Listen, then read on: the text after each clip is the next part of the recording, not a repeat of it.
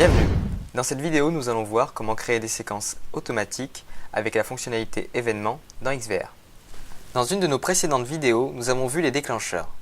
Les événements ont le même objectif que les déclencheurs. La seule différence est qu'avec les événements, vous activez une série d'actions. Alors qu'avec un déclencheur, vous ne pouvez activer qu'une certaine action.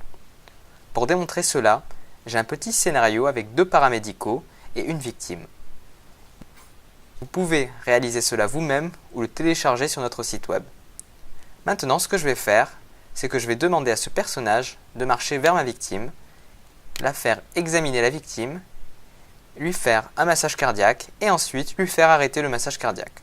Tout cela est réalisé automatiquement par un clic sur un bouton. Pour préparer cela, j'ai besoin d'un personnel paramédical et aussi d'une victime. Et dans ce cas-là, j'ai aussi besoin d'un objet d'emplacement. Je vais placer cet objet d'emplacement avec la flèche dans la direction où je veux que mon personnage regarde et où je veux que celui-ci se positionne. Ainsi, il va se positionner sur ce point. Ensuite, je sélectionne mon personnage et je lui donne différents états. Premièrement, nous allons créer un état debout. C'est une position par défaut. Je vais aussi lui donner l'état « Examine une victime » et donc l'appeler « Examine ».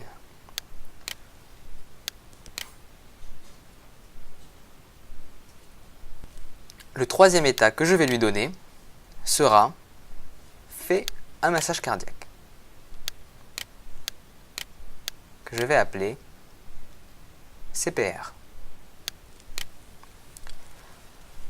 Je vais maintenant aller dans l'onglet Événements. Je dois premièrement créer une nouvelle catégorie. Ici, je peux catégoriser les différents événements que je crée. Je vais créer une catégorie appelée paramédicaux. Dans cette catégorie, je vais réaliser un événement que je vais appeler aide la victime. Maintenant, si je sélectionne aide la victime, vous allez voir sur la droite un onglet aider la victime. Et vous allez avoir la possibilité de créer des séquences et des actions. Le fonctionnement des événements est le suivant. Vous avez une catégorie. Dans cette catégorie, vous avez un événement. Et dans cet événement, vous avez une séquence. Dans cette séquence, vous avez une action. Premièrement, faites une nouvelle séquence. Appelée marche vers la victime. Cliquez sur Ajouter. Cette séquence ajoutera une action appelée marche vers la victime. Comme action, j'ai choisi l'action se déplacer vers. Notez que ce sont les mêmes actions que vous pouvez réaliser à l'aide des déclencheurs. Je choisis quel objet je souhaite déplacer et où je veux le déplacer. Je clique sur Retour et assurons-nous que celui-ci est en position debout quand il commence. C'est le maximum que vous pourriez réaliser avec un déclencheur. Mais nous souhaitons que des événements se produisent les uns après les autres. Alors, je vais ajouter une nouvelle séquence qui s'appelle Examine la victime. Je l'ai ajouté de manière à ce que cela se produise après qu'il ait marché en direction de la victime. Nous allons à la prochaine séquence, qui est donc Examine. J'ajoute une action et choisis l'option Changer état. Je choisis mon personnage et choisis l'état Examine et quitte. Je souhaite qu'il réalise cette action pendant 5 secondes. Alors je crée une nouvelle séquence que j'appelle Attendre 5 secondes.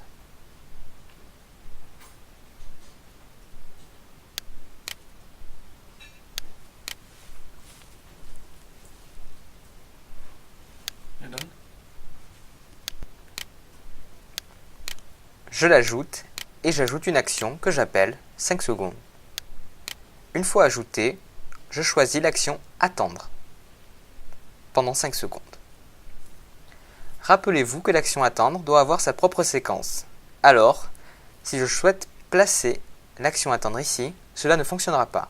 Vous devez donc créer une séquence et une action attendre. Et après cela, une nouvelle séquence. Et ajouter une nouvelle séquence que nous appellerons massage cardiaque. Nous l'ajoutons, nous allons aussi ajouter l'action massage cardiaque. Et nous allons choisir une autre action, changer état, permettant de réaliser le massage cardiaque. Je souhaite réaliser ce massage cardiaque durant 10 secondes.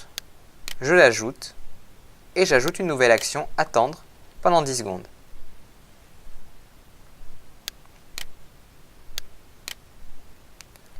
Après ces 10 secondes, je souhaite qu'il s'arrête et retourne à son véhicule.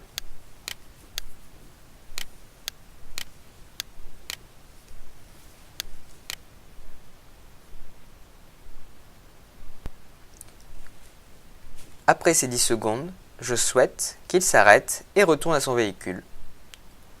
Je vais ajouter une nouvelle séquence.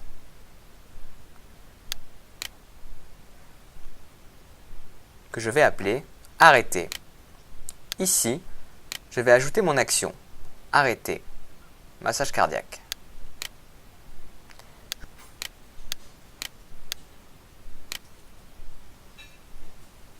Je choisis un autre état et je choisis l'état « Debout » à nouveau. Je vais aussi ajouter une autre action, parce qu'il est possible d'ajouter de multiples actions par séquence, très simplement. Je vais appeler cette séquence « S'éloigne ». J'appuie sur « Ajouter » et je choisis l'action qui est une action « Se déplacer vers ». Je veux que mon personnage retourne voir son coéquipier. Je choisis donc son coéquipier comme cible. Pour résumer, j'ai créé une catégorie pour mon ambulancier où j'ai un événement appelé « Aide une victime ». Dans mon événement, j'ai une séquence où il marche vers une victime. Examine la victime, attend, examine pendant 5 secondes, réalise un massage cardiaque et après 10 secondes de massage cardiaque, s'arrête et s'éloigne. Pour activer un événement, vous devez débuter votre formation et appuyer sur lecture. Vous allez voir que mon événement se limite dorénavant à un nom et un bouton lecture. Regardons ce qu'il se passe si j'appuie sur lecture. Le personnage va marcher vers la victime, passer à l'état examine pendant 5 secondes et commencer à réaliser un massage cardiaque pendant 10 secondes. Quand c'est terminé, il se relèvera et ira vers sa voiture.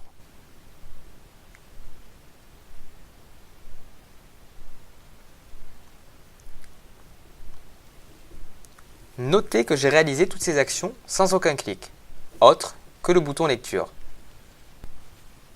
Pour voir les possibilités des événements, jetez un coup d'œil à la vidéo suivante.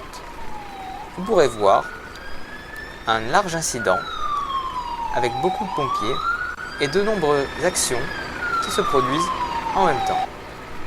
Tout ça a été déclenché juste en appuyant sur le bouton lecture.